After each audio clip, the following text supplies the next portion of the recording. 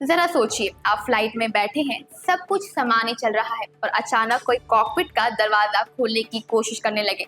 पल भर में कैसा माहौल बनेगा, डर, दहशत और अफरा तफरी। कुछ ऐसा ही हुआ एयर इंडिया एक्सप्रेस की फ्लाइट IX1086 में, जो बेंगलुरु से वाराणसी जा रही थी। नमस्कार, मैं हूं मोनिशा राय और आप देख रहे हैं कांड्यू डिजिटल। आज बात उस घटना की जिसने कुछ देर के लिए यात्रियों की धड़कनें तेज कर दी। सोमवार रात फ्लाइट के दौरान अचानक एक युवक ने कॉकपिट का दरवाजा खोलने की कोशिश की। कॉकपिट यानी वो जगह जहां पायलट बैठकर विमान उड़ाते हैं। ये हमेशा डिजिटल लॉक से सुरक्षित रहता है और यात्रियों के लिए पूरी तरह प्रतिबंध क्षेत्र है।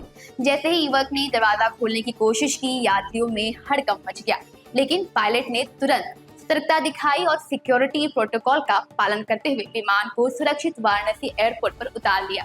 अब सवाल ये है कि आखिर ये हुआ क्यों? जांच में सामने आया कि फ्लाइट में बेंगलुरु के 9 दोस्तों का एक ग्रुप सफर कर रहा था। ये बाबा विश्वनाथ के दर्शन करने वाराणसी आ रहे थे और ये लोग पहली बार फ्लाइट से ट्रेवल कर रहे थे। सभी टैक्सी ड्राइवर हैं और ये एक ट्रेवल एजेंसी की कारें चलाते हैं। सभी ने बनारस घूमने का टूर पैकेज लिया था। इनमें से एक यात्री मणि आर को वॉशरूम जाना था, लेकिन टॉयलेट का बटन और कॉकपिट का पैनल पास होने की वजह से उसने गलती से कॉकपिट का बटन दबा दिया। जैसे ही फ्लाइट वाराणसी पहुंची, CISF ने मणि आर और उसके 8 दोस्तों को हिरासत में ले लिया। फिर पूछताछ के लिए उन्हें फूलपुर पुलिस को सौंप दिया गया। पूरे मामले में पुलिस, CISF और IB तीनों एजेंसियों ने जांच की। युवकों का सारा सामान चेक किया गया, पहचान वेरीफाई की गई और बेंगलुरु पुलिस से भी उसके क्रेडेंशियल्स पूछे गए। नतीजा कुछ ही संदिग्ध नहीं मिला।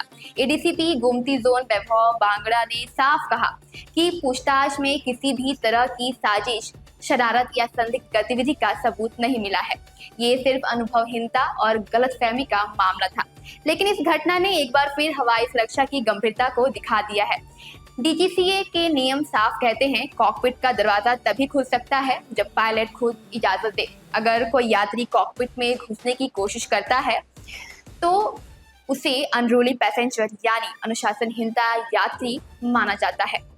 ऐसे मामलों में व्यक्ति को नो फ्लाई लिस्ट में डाला जा सकता है, यानी महीनों से लेकर उम्र भर के लिए हवाई यात्रा पर रोक लग सकती है। इतना ही नहीं, एंटी हाईजैकिंग एक्ट 2016 के तहत कॉकपिट तक पहुंचने की कोशिश गंभीर अपराध मानी जाती है। तो कुल मिलाकर वाराणसी की इस फ्लाइट में जो हुआ वो सिर्फ एक गलती थी, लेकिन इसने साफ कर दिया कि हवाई सुरक्षा में लापरवाही या अनुभवहीनता भी कितनी बड़ी जांच का कारण बन सकती है। फिलहाल सभी यात्री सुरक्षित है और 9 युवकों को अपने काशी दर्शन के लिए रवाना कर दिया गया है। ऐसे ही खबरों के लिए जुड़ रहिए कांड्यू डिजिटल के साथ।